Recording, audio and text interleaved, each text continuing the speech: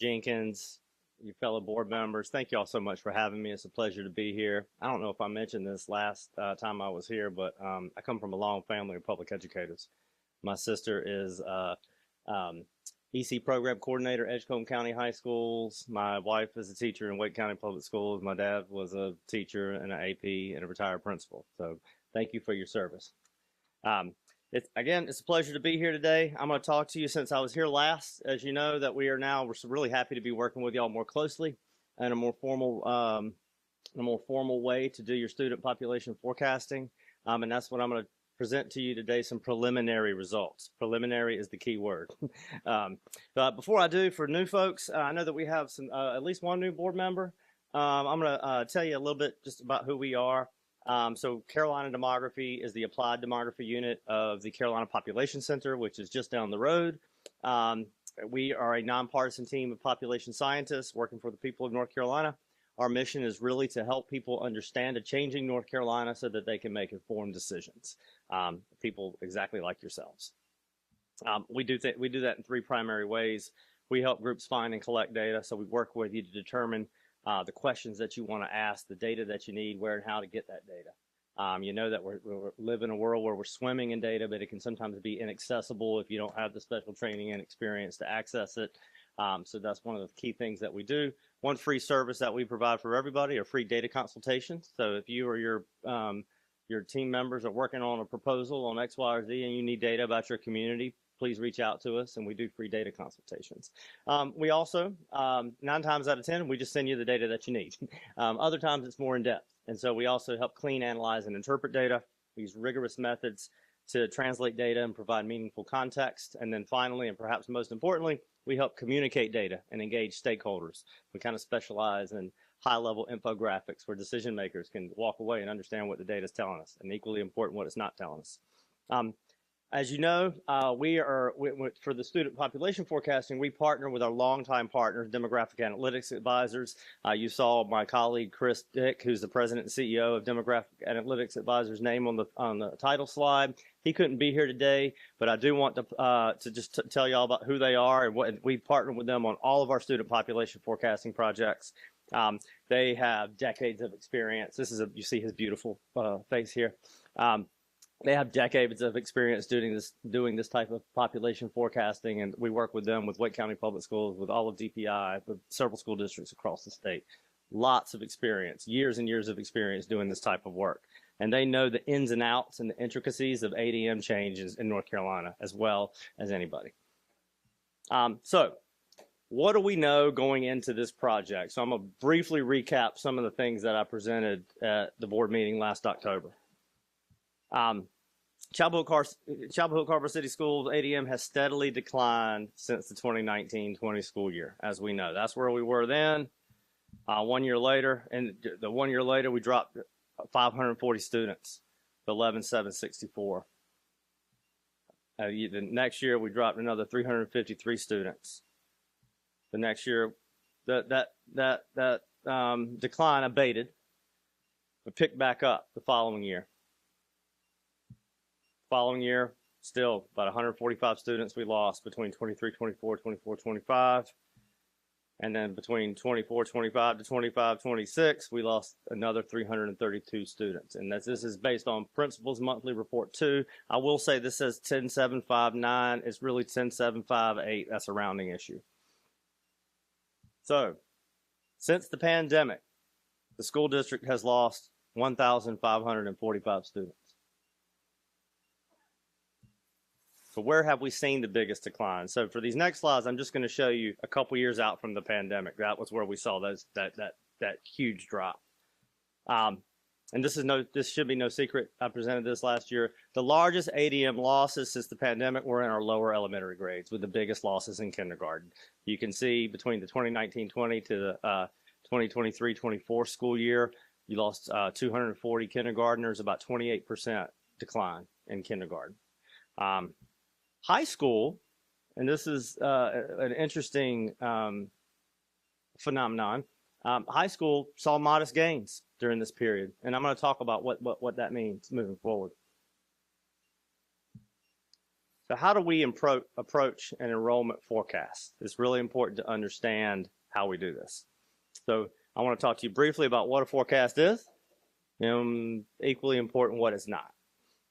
So what it is, it's a scientific, most likely scenario based on our data inputs. Okay, and I'm going to talk about what those are.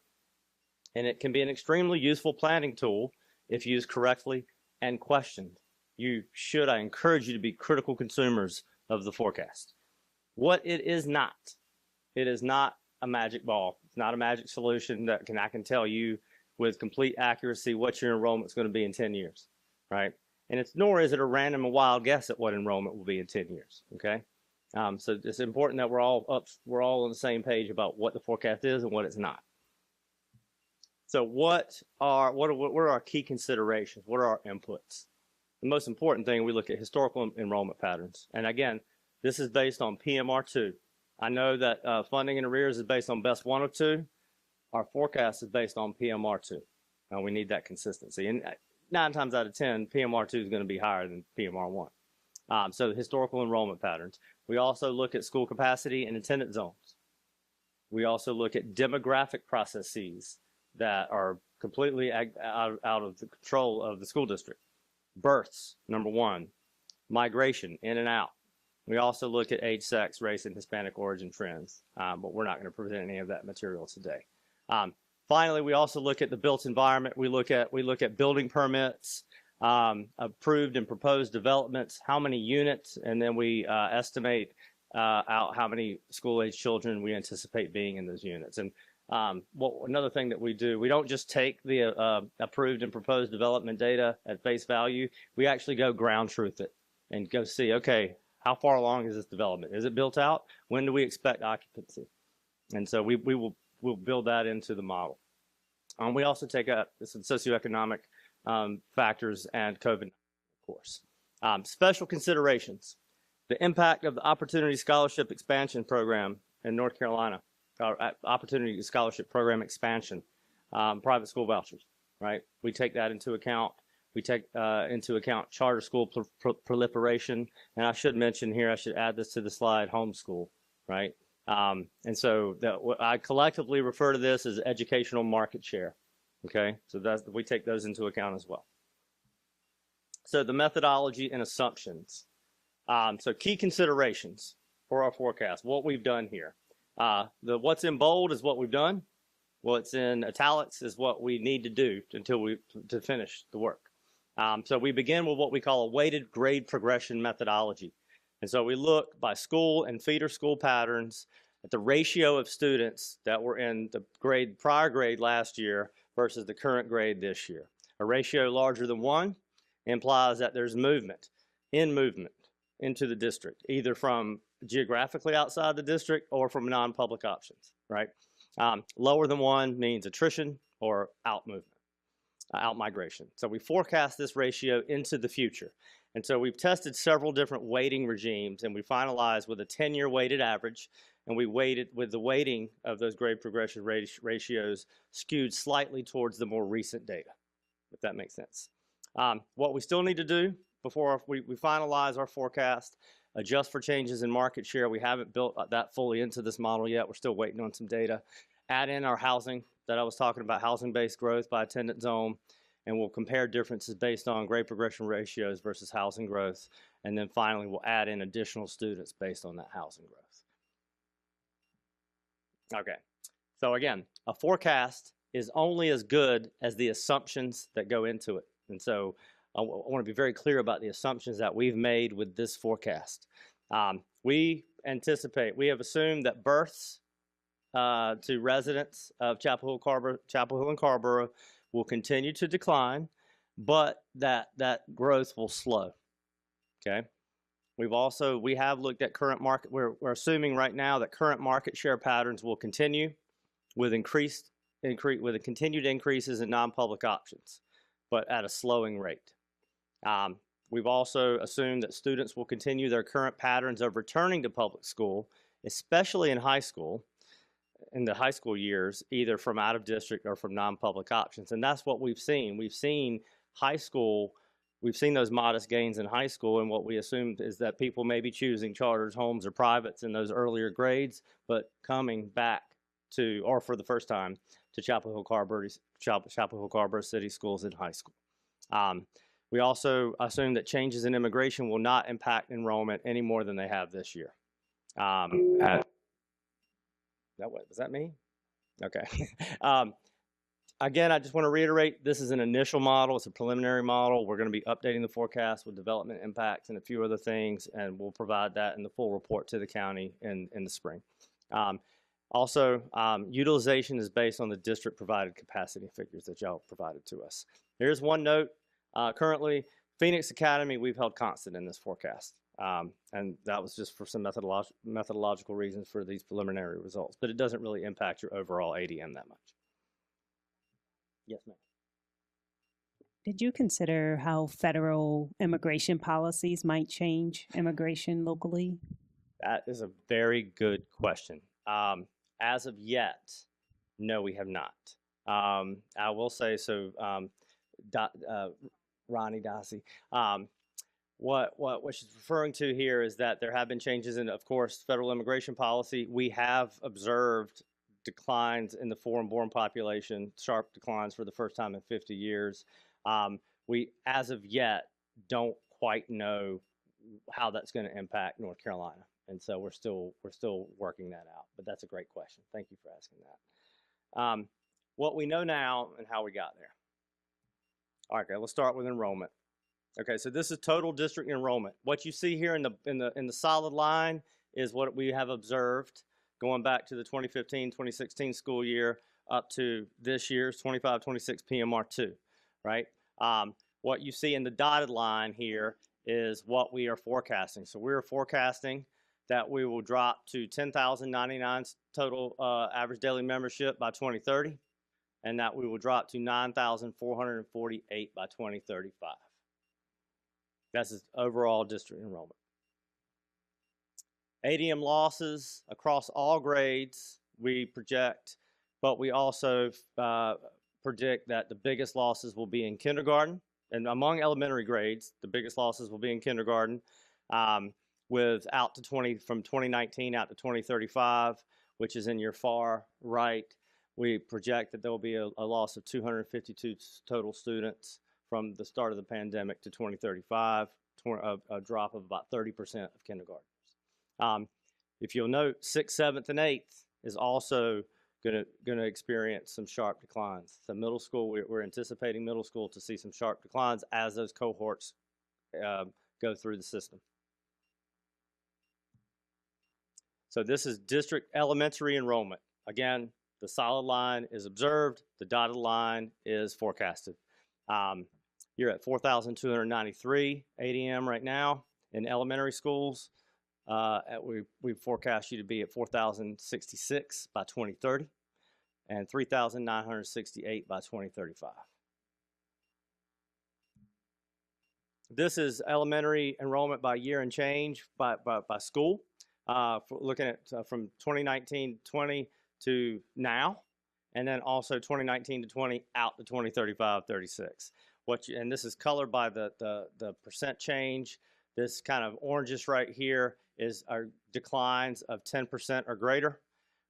This lighter orange here is declines of 2.5% to 9.99%.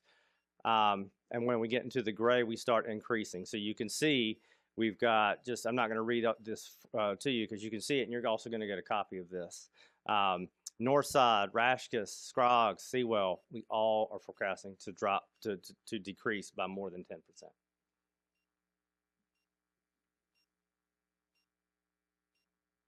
And I should say also Carrboro Elementary. This is middle school enrollment. Currently, you're at 2,581. I apologize for the small numbers there. I need glasses myself. 2,581 now. 2,311 middle school enrollment by 2030, and dropping to 2,185 middle school enrollment by 2035. Every single middle school is going to be declining in enrollment. That's what we're forecasting here, with McDougall and Phillips to seeing the largest decreases. And actually out to 2035, all of them are going to be declining by 10% or greater. High school. High school is a different beast, okay? Um, we are forecasting some declines. Currently, you're at 3,885. We gotta work on that. 3,723 is what we're forecasting out to 2030, and we're forecasting you to be at 3,295 high school enrollment by 2035. You could see here, and I mentioned to you before, whereas elementary school saw sharp declines following the pandemic, high school actually saw modest gains. And again, what this is people returning back or coming for the first time or returning after going to either a charter, a home, or a private, and then coming back to high school. So it's both people coming from non-public options and also potentially people moving into the district. That's an empirical question that we can answer by following students over time. But so we are projecting you to still continue to decline out to 3,295 high school students by 2035. Out to 2035, we anticipate all high school students or all high schools are going to decline by more than 10%. Again, just to reiterate, we've held Phoenix Academy high for our purposes now, or we've held it constant for our purposes now.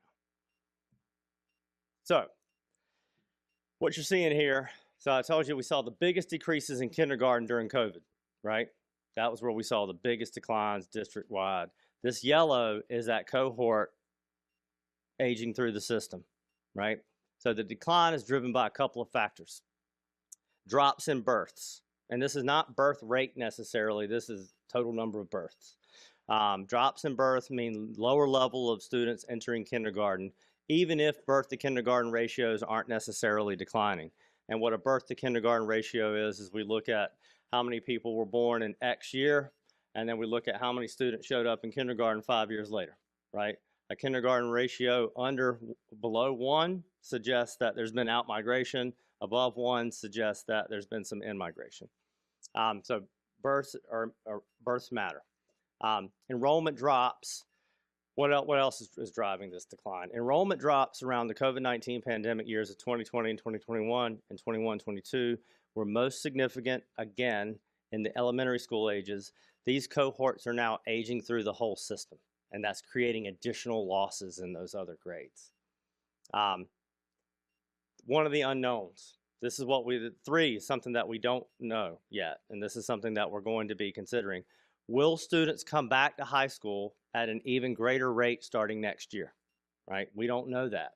We can't know that. So we're going to be monitoring that and update as necessary.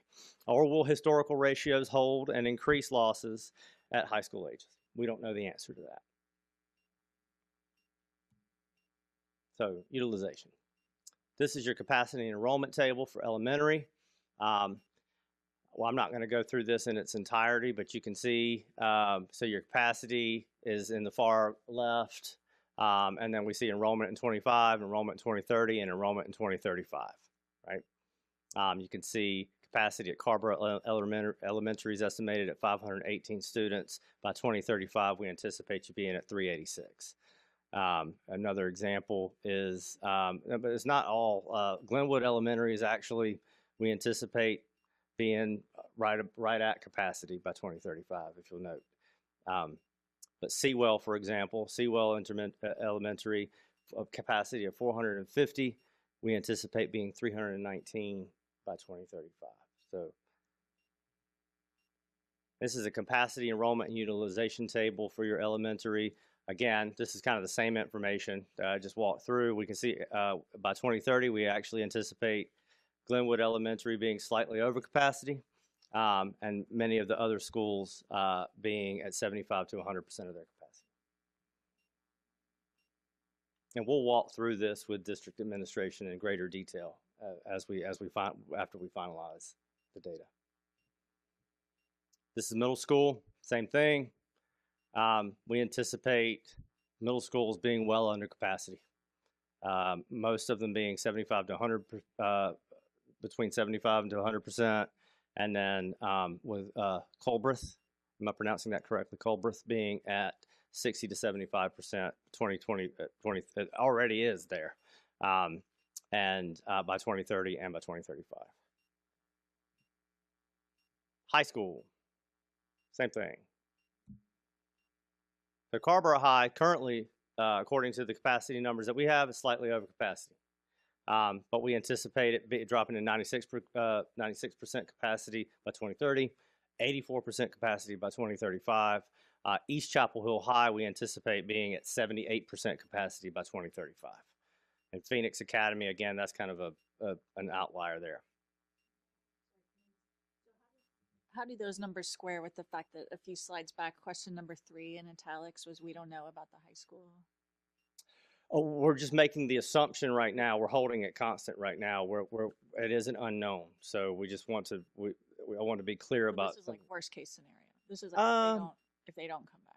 This is what we're right now. What we're doing is assuming historical trends. So yes, I'm not comfortable saying worst case, but it's what we're assuming the historical trends. But it is possible that more kids could come back, and that's what we don't know. And that's why I'm saying it's impossible for us to know that. But what we do when we normally get in a cadence with a district is we update this on an annual basis based on updated data, and that's what we really recommend. So what's happening? I've already walked through this. Demographic components of this population change. There's changes in fertility, and you got migration. You got people moving out, you got people moving in.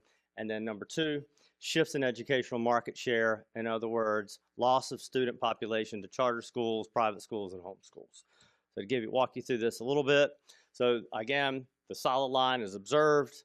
The dash line is forecasted. Births have continued to decline, but we do anticipate them kind of leveling off, which is what we normally see demographically. But they're still continuing to decline. You had 697 births born to resident mothers of Chapel Hill or Carborough in 2015. In 2025, it was 550. It's a big drop. So that's necessarily, unless a lot of people move into the district, necessarily fewer kids in kindergarten 5 years later. Kindergarten to birth ratios, again, this is what we look at. We look at number of kids born and then how many show up in kindergarten 5 years later. Ratios over 1 indicate that there is in-migration of families with young children, but that has declined, as I told you back in October of last year, has declined since 2019, 2020. It's not negative yet. It's not below 1 yet, but it has declined. Population age 5 to 17, as I mentioned to you last time I was here, has been decreasing over the last several years. If you could see this little dip right here since the pandemic, we've seen the overall population 5 to 17 has decreased in Chapel Hill and Carborough, pointing to net outmigration and lower births. It's both of those things that say yes and. So diversification of market share. This is the share of 5 to 17-year-olds who live within the district and are attending Chapel Hill Carborough City Schools. That has declined since the pandemic, with a slight uptick in 2022 and slow decline since. Charter school enrollment. This is your charter, regardless of how one feels about charter schools, the good thing for people like me with charter schools is that they bill directly to you. So we know exactly how many students go to charter schools. We know where they are. So you had 166 students who were residents of your district in 2020-21 attending charter schools. That has increased to 231 in 24-25.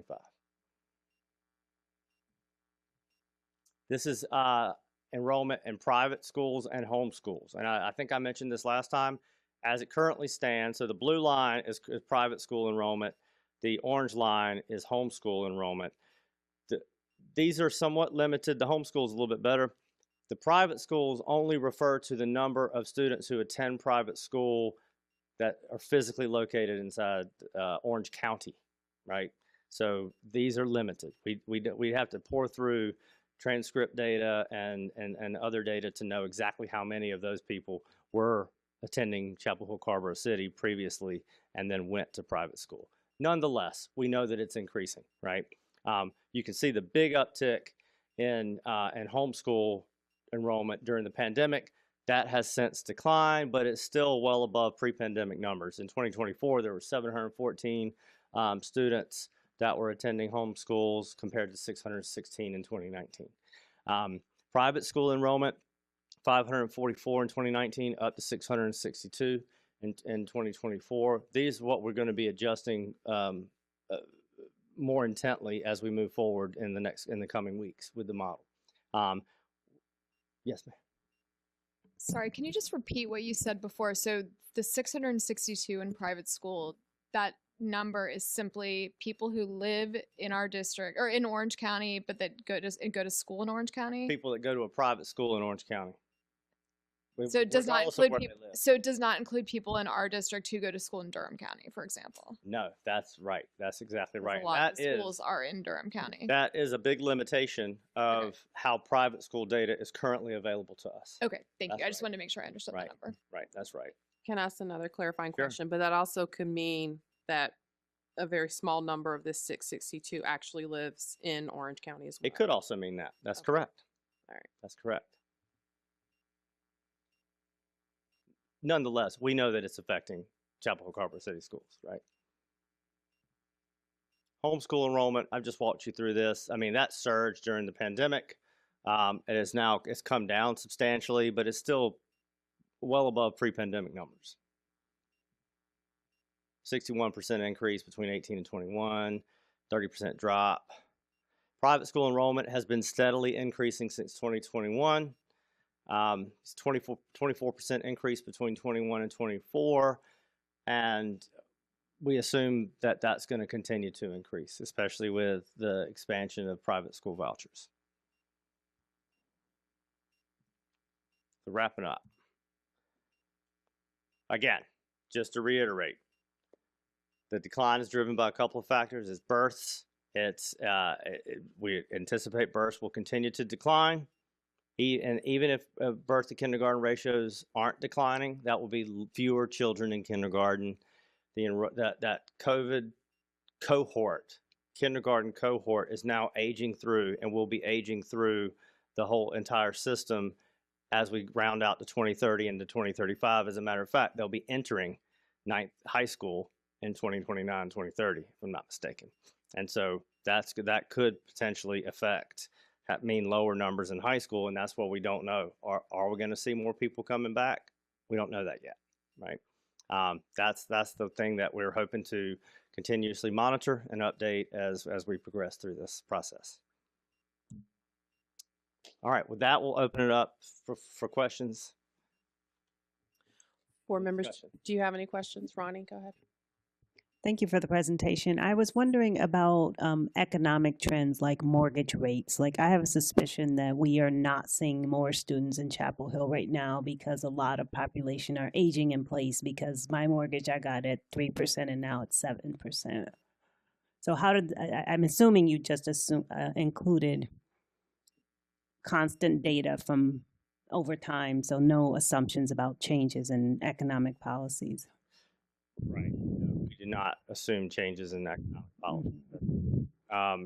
But so as that changes, we might see that trend shift if more families with younger children can afford to live in Chapel Hill Carver. It absolutely could, right? We have to base this on historical trends, but you're absolutely correct that there is, I mean, demographic forecasts are not destiny, right? I'm not saying that there's nothing that could, it's impossible for the ADM trends to reverse. What I'm saying is, based on what we know, it's not likely, but it could happen, absolutely. But we don't look at mortgage rates necessarily, but we do look at migration, and we look at the age of the population, and that's kind of baked in, right? But those are great questions. Yes, sir. So based on some of the projections that you've shared through 2035, it appears that perhaps the decline in enrollment is not as sharp as what we've experienced between the pandemic and, say, this year. Oh, absolutely not. So No, there's a little of flattening that we can see in the data. Is that That's what we're forecasting right now. Yes, we assume that we will continue to decline, but that line will abate. Those sharp declines that you saw in those years following COVID, you were not going to see that level of decline moving forward. But even between last year and this year, I mean, it was about 350 kids. That's pretty sharp. That's correct. But it looks like there's an average of, I don't know, maybe 100, 150 per year over the next 10 years or so. Right. Okay. Because we're expecting those births to decline, but we're expecting them to level off, right? And then you year over year, you see people coming back in high school. Your grade progression ratios in high school, I didn't want to get into the nitty gritty with this tonight. I don't want to get too in the weeds, but your grade progression ratios in high school are above 1, right? So you got people moving back in or coming in high school. And so those are the things, that's what, in many respects, that is keeping you from the sharp declines. Excuse me. Yes. No, with the data that we're using, it's only K through 12. There's no consideration of pre-K or Head Start here. Not Those numbers. Not in these forecasts, no. Okay, so and I'm just out there now, if we find ourselves in a position where we can get more numbers and Lord knows be able to find some universal pre-K and Head Start for students, we would be very appealing to bring people in for something that's definitely a need. I'm always an advocate for expanding access to early care and education. Absolutely. Yes, sir. Thanks, Nate, for the data. Is there anything unique about Orange County and/or Chapel Hill, Carborough compared to Durham, Wake, Chatham that you've worked with? Or are we just looking like everybody else, and we need to kind of know that too? That's a great question. Compared to, you are unique. I mean, you're not the same as Wake or Durham. We don't do Durham's forecasting, but I've looked at their ADM numbers. We do Wake's. So Orange County has not experienced the levels of in-migration of working age people that Wake County has. And it's just the size. It's an urbanicity issue. It's along the rural-urban continuum, Wake County is exponentially more urban. And so most of our in-migration, and so to give you an example, since 2020, North Carolina has added about 605,000 new residents. Third fastest growth in the country behind only Texas and Florida. 95% of that growth has been from in-migration, net migration. There's people moving out, but there's more people moving in. Most of those people move to our urban cores. And Orange County has not experienced that level of in-migration that Wake and Durham have. That is unique. And most people that move worldwide, not everybody, but most people, move for purposes of work.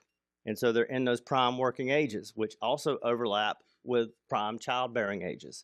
And so it's not that in-migrants, whether they're moving from another state or another country or another county, necessarily have more children, but they're the most likely to have children. And so Orange hasn't experienced that to the levels that Wake and Durham have.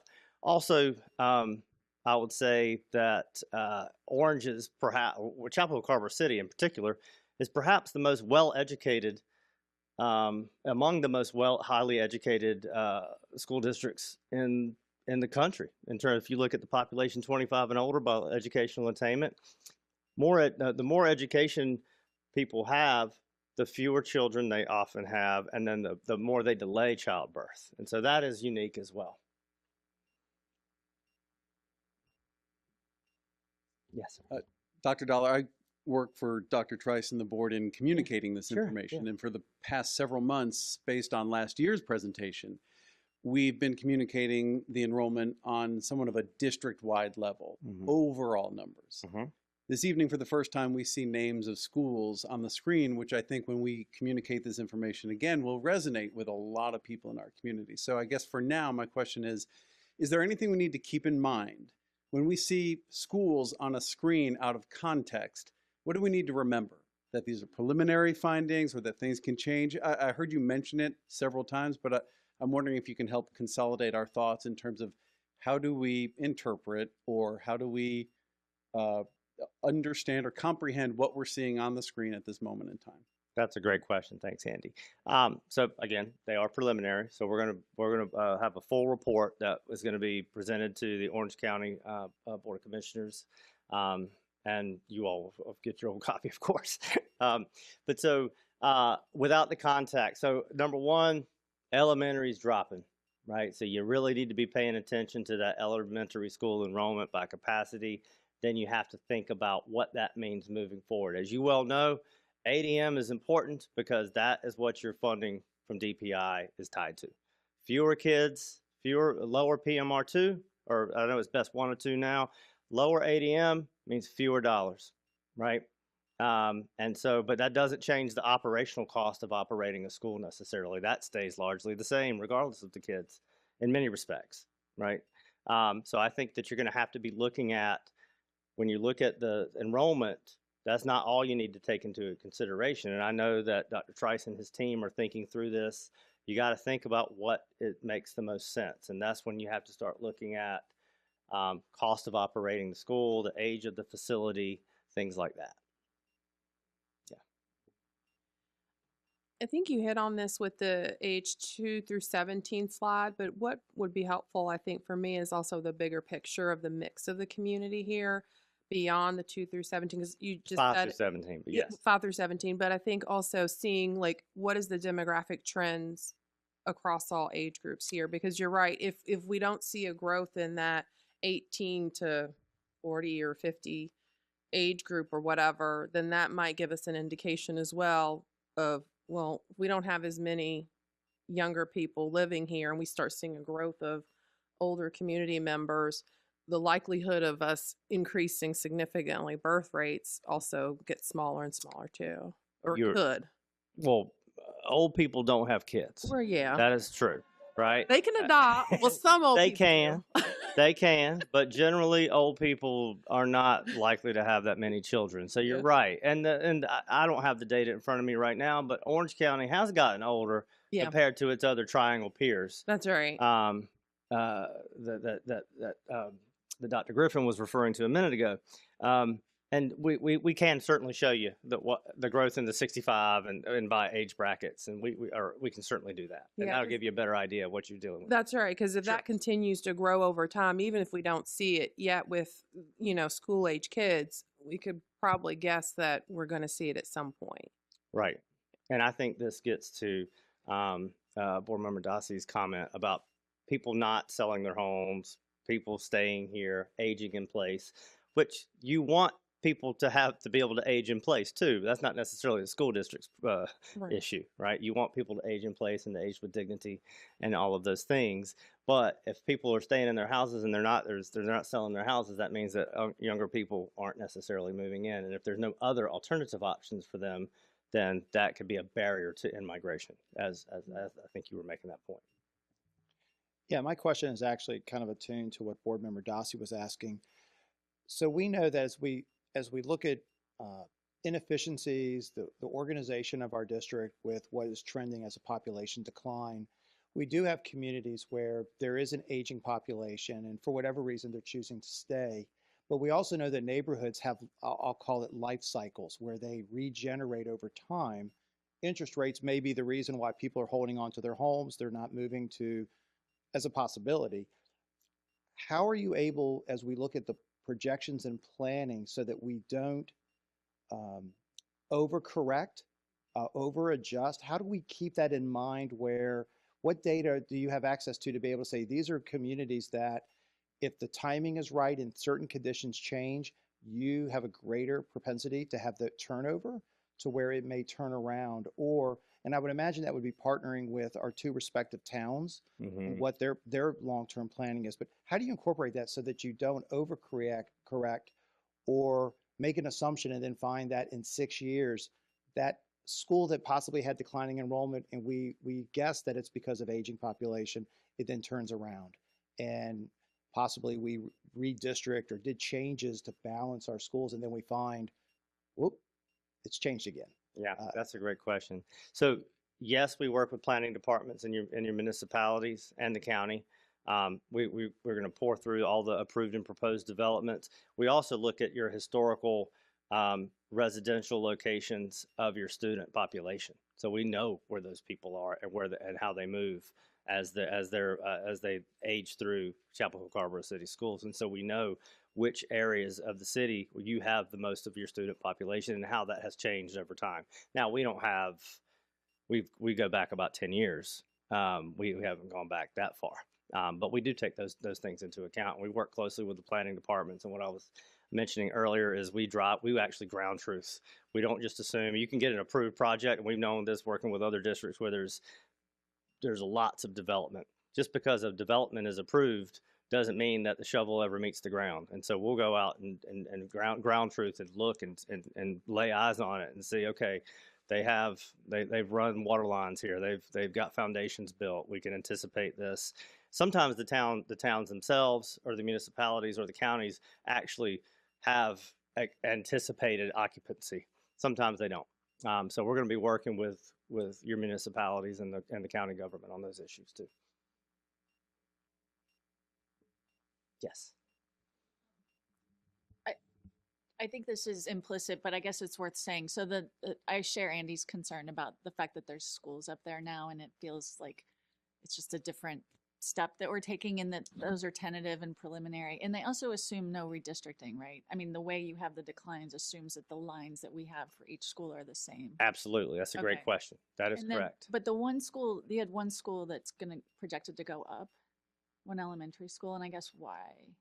What explains that? I've got to look at, and that has to be because of, I have to look at that. I can get back to you on that. Thank you. Yes, Dr. Trice. I'm sorry. Oh. Well, I was actually going to ask something similar to what Barb just asked, but could you go back to the slide that has the elementary schools listed?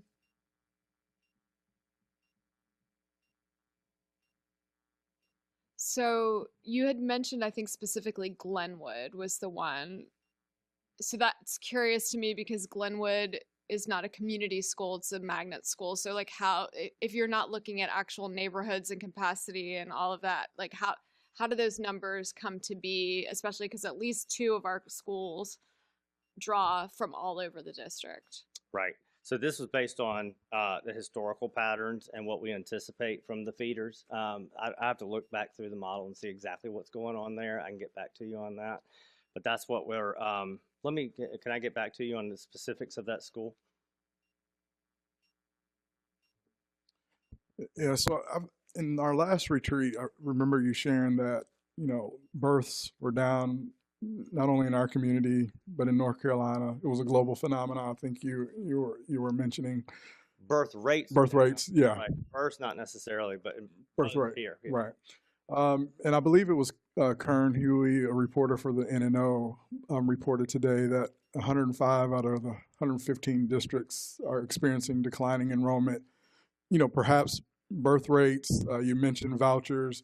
Are you able to tell by community or by district the impact that vouchers are having on that community? I mean, I know we've talked about private schools, home schools, charter schools, but are we able to tell, within our district, what is the impact of vouchers?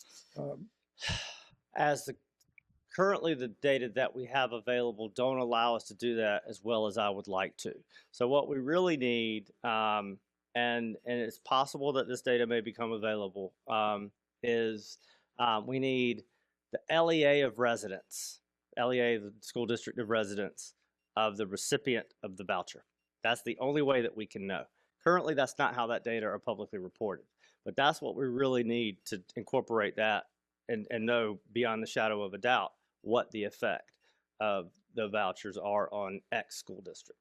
I will say, I haven't looked at the most updated data. In the first couple years, as everyone anticipated, most of the recipients were people who were already attending private school, so it did not have a huge effect. We do know that in subsequent years, the applications have far exceeded, and so it's necessarily going to mean fewer students. Now, for what district, where is that going to impact? We don't have the answer to that yet, but that's what we need. We need the LEA of residents of the students, of the recipients. Yes. So there was a circus yesterday that Dr. Trice and Dr. Griffin were invited to speak at in Raleigh. And there was a report on that today and an article in the NNO that was written by somebody who had previously written an op-ed on the topic and has some obvious political leanings. But he was saying, oh, there's now a narrative that birth rates are down. And there's a narrative that housing costs are high. And kind of like that's a woke explanation for why enrollment is down, and the real reason is whatever. But I guess, have you found widespread resistance to the idea that like there are facts about demographics? I mean, I'm just trying to, I think that's a really sinister I have not. like narrative, and I just am wondering how, if it's just one person's like fever dream. I have not. And I speak to groups. I was telling Dr. Griffin, I've given over 40 presentations, almost from Murphy Manio this year. This is my last one of the calendar year. And I'm taking some time off in a few weeks. No, I speak to groups. I speak to chambers of commerce. I speak to boards of trustees of community colleges and people of all political persuasions. And we are, by character, a nonpartisan group, right? In my experience, now they may talk about me when I leave the room, but people are very receptive to the demographic data and socioeconomic and data that we present, and want it. There's a huge appetite for it. People want it for planning and for making strategic decisions. In my experience, regardless of political affiliation, I don't get that. So not in my experience. No. I know that we are in desperate need of foster parents in Orange County. Do you all have numbers that of students between the age of 5 and 17 that we're losing in Orange County due to them having to be educated and housed outside of the county? Oh, that is a good question, and the answer to that is currently no. I do not have access to that data right now, but that's a great question. That's something that we can look into.